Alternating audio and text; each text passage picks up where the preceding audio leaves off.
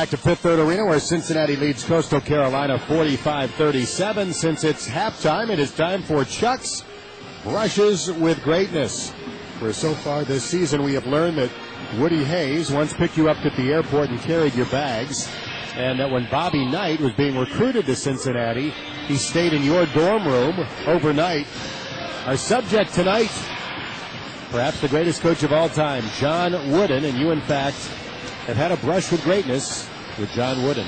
I have, and very quickly, in the 60s, when I was in high school coaching, there was a one-person basketball clinic seminar at Tennessee Tech College University, playing out of the out of the Ohio Valley.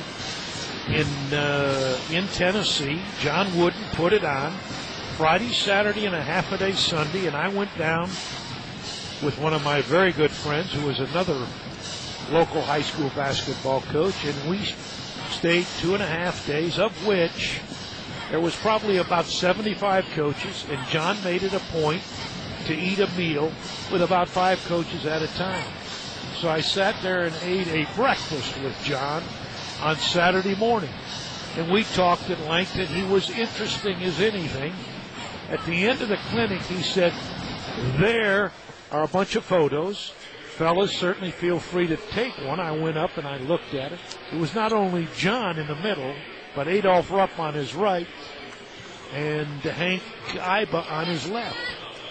And I said, "Coach, I'm enjoying your clinic, and I ate breakfast with you yesterday." It was Sunday.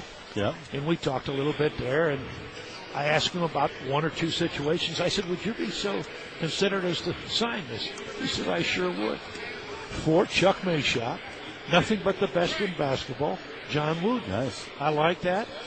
I said, "Who do I send it to next?" I said, "Well, I don't know either one of them, but I would take my chances that if I got Hank Iba's name on that Rupp out of embarrassment would have to sign." Right. So I mailed it to Hank Iba, Oklahoma. I don't know if it was Oklahoma State or Oklahoma A&M at the time, one of the two. He signed it, said a few kind words. I said, "I can't lose with this one." Sent it over to Adolph Rupp.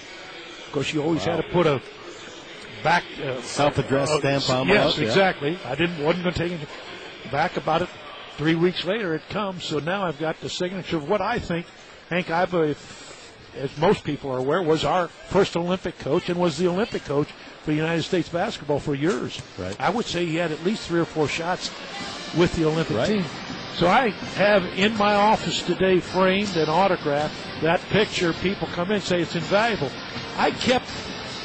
When I say I kept contact with John Wooden, I probably wrote him 5 letters over the next 15 years, and John would always write back. I'd tell him what I was doing and how much I thought of his clinic that first time, because it was so thorough and John was so organized, you had to just idolize him. But it always made me feel good that I'm sure if I went back and said to John, even in later years, "John, I am, and I've written you, and you've written me back," he would say, "I sure do remember something like that." So that's my brush with him.